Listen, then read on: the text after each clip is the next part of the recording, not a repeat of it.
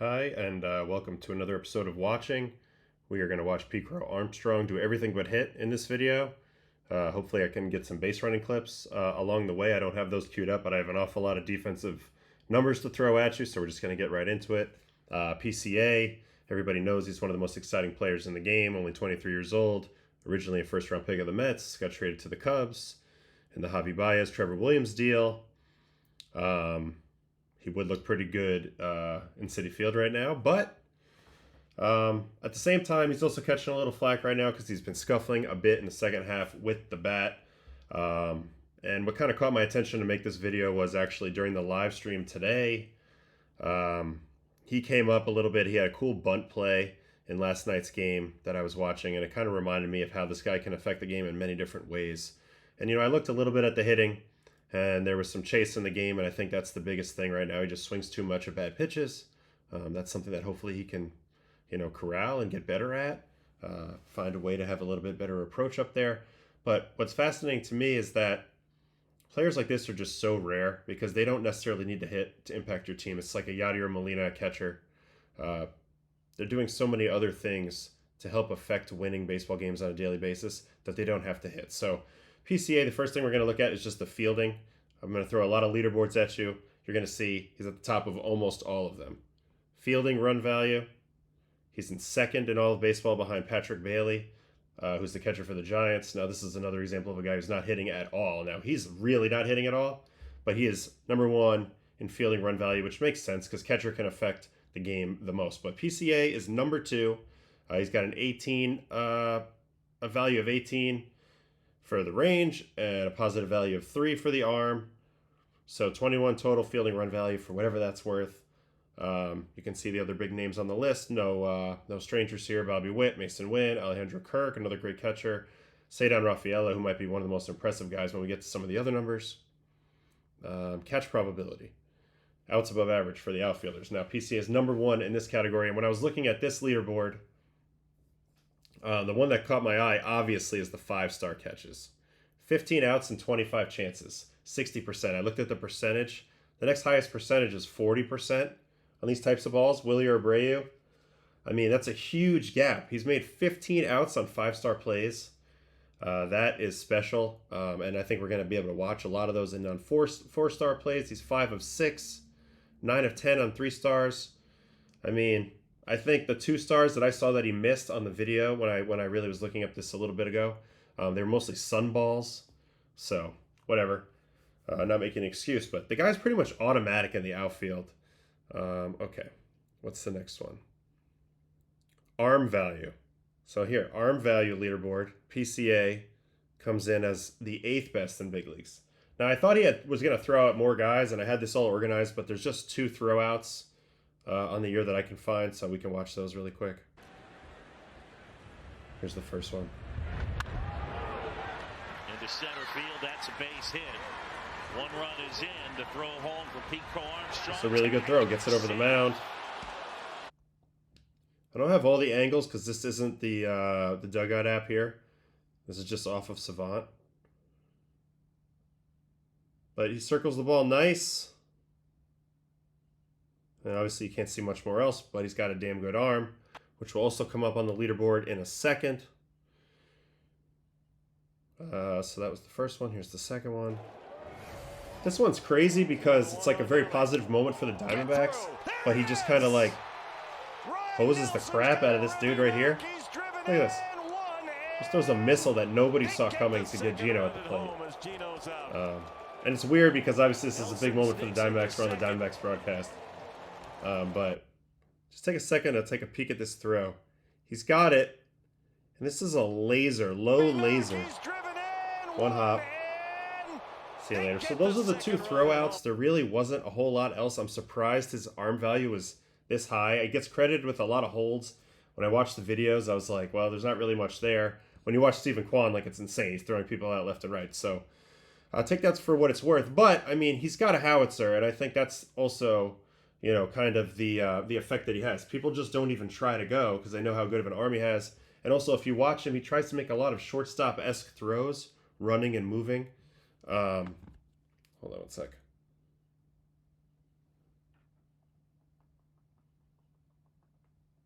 Sorry about that. It's nighttime. Kids are asleep. And my wife needs something. So anyway, but yeah, the threat of the arm keeps guys honest all day long. So that's another way that he affects the game from the outfield. And then here's an interesting one: outfield jump leaderboard. So he's number 2 behind Cedon Rafaela. And if you look at how this is kind of broken down, it goes into reaction, burst, and route. All right, the components of a jump versus average.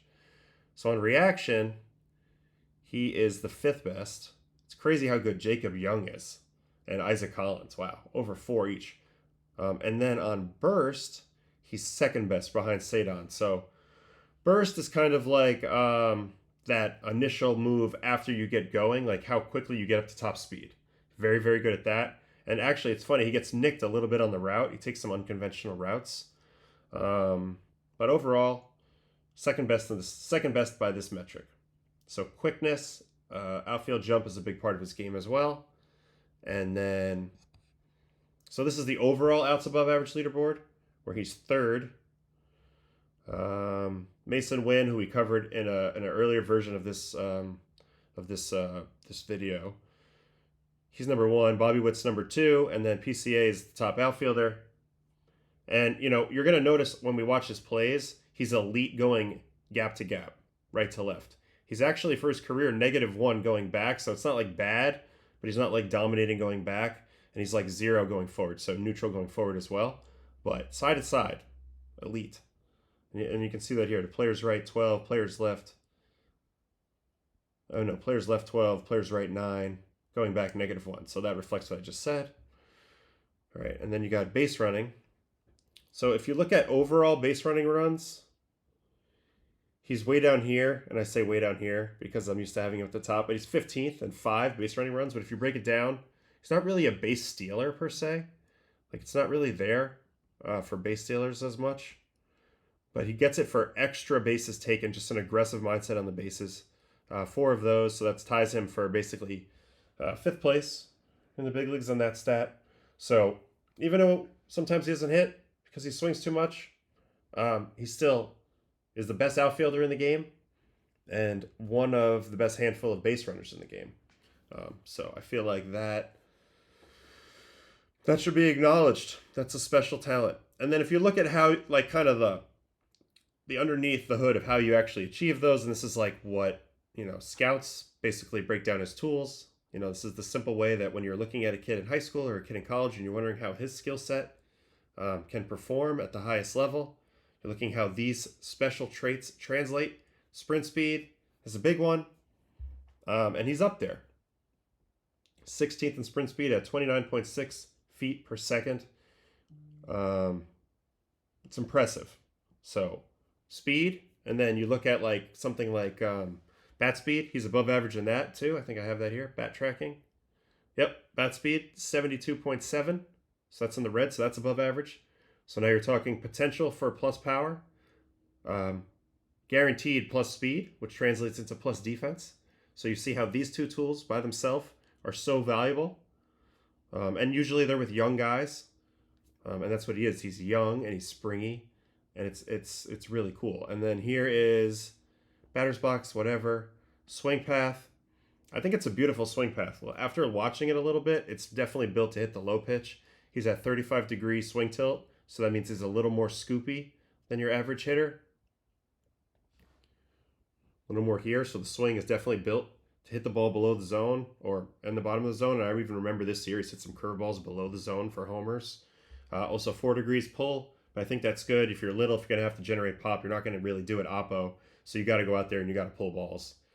This is when it's okay. You have elite talent to pull balls for power, but you're not like a big guy, and you just go get it. But the issue with this is this kind of informs a little bit of the chase. So in an effort to do more damage, you have to get started a little earlier and commit a little earlier. So that's a give and a take a little bit there. That's a little nuance. And then attack angle, 15 degrees. This also demonstrates his upward attack angle. A guy like this in my era, or even really, really slightly before my time, would have 100% been coached to hit ground balls and just use their speed and I guess foul off a lot of pitches and try to draw walks. And obviously the defense would have been always admired. But for, at batting average would have been everything for this guy. And it's interesting because he's going about it a different way. He's trying to whack the crap out of everything. All right, so that's all the metrics. Now, let's go watch him make some outfield plays. We can also look at this for a second. Last year, he was also elite. 16 run value last year. And it's all side to side. That's the same thing. It demonstrates that. Arm strength, this is another tool. Plus arm strength, which manifests itself in defense as well. So when you're scouting a player, you got arm strength, speed, ability to hit for average, ability to hit for power, and I guess fielding ability. And he has them all, really, if you think about it, just from a tool standpoint. 92.5 overall. Max 98.6. Last year he threw a ball almost 101. I know it's on a crow hop, but that's amazing. So, arm talent. Anyway, we will head down here to the plays.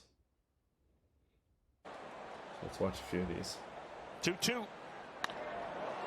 Center field. It's just such a good jump going in. How about that? All right, so that's where he basically is. But I feel like that stat we looked at, burst, really demonstrates, that quick ability to get to top speed. Center field. I think you kind of see a little bit of that there. Also really good at getting low to the ground on his dives, so he covers more surface area. I feel like this is a kid who definitely grew up like diving into pools, catching random objects from friends all the time, doing trick plays. Line drive, center field, Pete into the gap, makes the catch. He made that look easy. That ball was well hit, but he got a beat on it right away. The pitch. I wonder, well, I guess he's wearing the pitch comm. I wonder how much that helps now. If you have the pitch comm on in the outfield, you know what's coming. You can kind of like mentally prepare yourself to go one direction or another direction. If you calculate it right. I can see that being a big advantage. In the old days, the infielders sometimes with the Cardinals would flash it to the outfielders. What was coming, softer, hard. There's another one, just like a really casual slide too, like. And this ball had some tailback hook on it. From Toronto. He just plays with a lot of freedom, Center, PCA on the move. I think at the end of the day, every player just wants to go out there and play with freedom and like just let it all flow. That's when you're at your potential to be your best. Let's see what this play is. A lot of left to right, by the way. There's another one. Oh, but he's just there.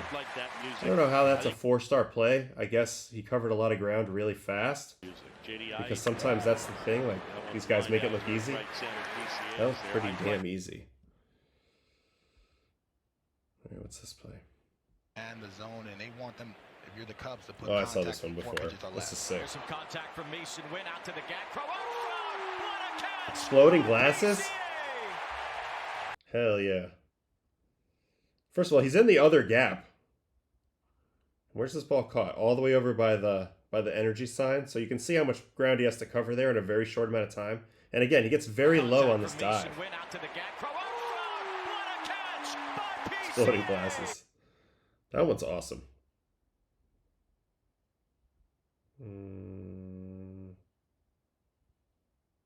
Did we watch this one yet? No. There's Terang. Line towards left center field. Pico Armstrong. Oh, baby. What a catch. Unbelievable. Another one, just like, he went a really long way. So he's playing a little bit over, but he catches this ball all the way in front of the bullpen, dude. And look again how low the glove is. That's a technique thing. I never really thought about that. I guess if you just get the glove really low, you got a chance to let the arm travel enough to get there. Did we see this one? No. Ray allowed 2 runs in the 3rd inning. Another one that just looks easy, but I guess the numbers say it wasn't. It just feels like by the time you like turn around, he's already in full speed. I feel like that's pretty unique. Like he's just going already, so. All right, so there's that, and then we got to go over here a little bit. Looks like there's 2. Jung-Hoo Lee. Drilled out towards right center field. Armstrong in the move. And he makes it's just so scary when you know that there's a brick wall in there. But that's what, you know, I talked about this on a video early on when I was like the first week of YouTubing. And Machado does a play where he slides, and it's a protection thing. But I mean, he makes it look so damn smooth now. And again, it goes a very long way. And then here's the other one that's in the same band of difficulty. Pitch. Drilled out towards left center. Oh. Another slide, another pretty low glove. Savali, who just got there, he's like, dude, I'll let them hit it to center field anytime. Ozzy Albies feels like he uses like a 40-inch bat. Does anybody else feel that way? I really feel that way. Savali, though, loving it. All right, there's these ones that are all bunched in here. We'll start on the right. Juan Soto.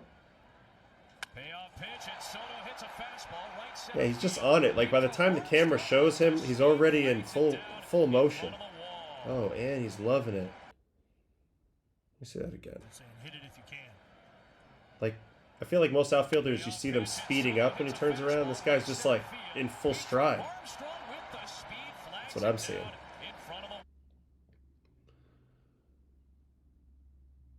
What's this one? They need to really Drew Pomeranz on the mound. Carlos Correa. Royce Lewis split that gap. Oh, PCA. Yeah, another one, just a really good jump again. He was on the other side of the bag. He was like in slightly left center, right? Yeah, he's coming from over there. Royce Lewis split that gap. Oh, PCA. Just gets there so easy. It would be fun to be fast, I think. I don't know. Never was fast. Here comes the pitch. Swing, fly ball, right center. That ball is going to be caught by Armstrong. The ball kind of died weird. Like he was ready to scale the whole wall for that one. Again? Chicago. Here comes the pitch. Swing, Brad Keller thought this was a homer off the bat for sure. If I was pitching, I would have been like, I'd just give it 3-run homer. And then when he caught it, my heart would stop for a second. Okay. Got some 4 stars in here. Let's see what this one is. There's a camera. We love you, Daryl. We appreciate you. Call gonna send one out to the gap in left that's a center. tough gap over there. Oh, that hurt. This was a really good play. This might have been one of the better plays. It's not even a 5-star.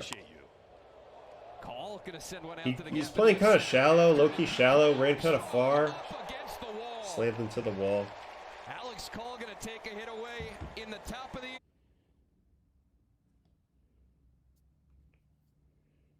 All right, so that was way over there.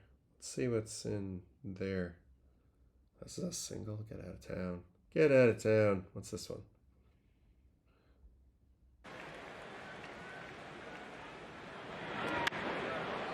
In the air, out towards right center. Pico Armstrong on the run, and he tracks it down. Oh, too easy for him. Too easy. What's this one? It's actually amazing how many balls that he has that are 4 or 5. Fly ball, center field. Oh, another one just got a hell of a beat on that. Anybody other than that guy. Like, he catches them so easy.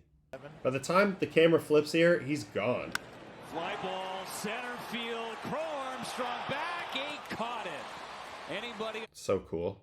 I used to really love imitating fielders almost even more than batters. Like, growing up, like, man, to be like a Roberto Alomar type of infielder would have been the coolest thing. Or Pudge catching.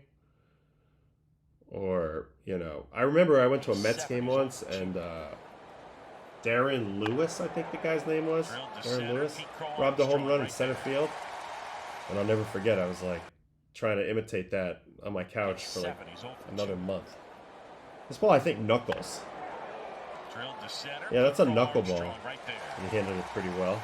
Knuckleball, like he hit it so square that the ball shot off with like minimal spin, and it just kind of did whatever out there.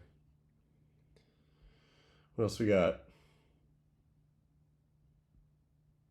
These are ones where he had to run really far.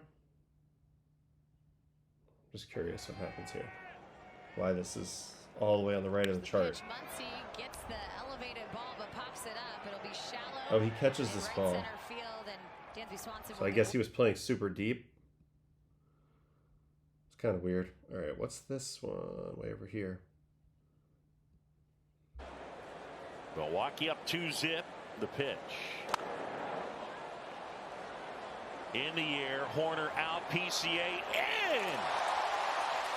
Oh, he ran forever. That was what sick. A play by P. I don't know if he broke back on this or what, but he ran a hell of a long way.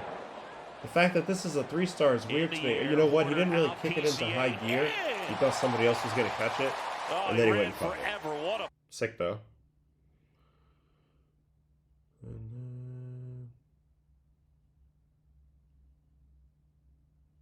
Let's go with something in here. All right, Chuck Ozzie, thank you so much. We've seen a few mistakes from the White Sox so far here today. It's Kyle Teal, the pinch hitter, sends this one out to right center. That's a nothing play. All right, we might have run out of plays here, but you get the idea, and that was actually really fun to watch. Left, right, feels like the jump thing is real. So I wonder how you would practice that. I guess you're just getting reads off the bat live in BP. That's probably the best way. When I start having guests on the show, especially my live show, I'm gonna get like an outfield coach or somebody to come and talk a little bit about the nuance of this. But I think that was a fun video, just a fun guy to watch. The plays were sick. The throws were pretty good. You can see how it is. It's in the scouting sense why this guy was such a high pick, why he was so well thought of. You know, the speed power combo lives on. It's the best thing you can have. But I think it's also really cool to watch how he goes about it. Left-handed. Didn't become a robot. Definitely played other sports. You could just see it. Like this kid did a little bit of everything for sure. And it's great to watch a person play in flow state all the time. So I think that's it for this video. Let me hop over here. And thanks for watching. I hope you guys are enjoying the channel. Please like, subscribe, all that type of stuff. I don't know. Just winging it over here. So thank you so much for hanging with me. All right. See you guys.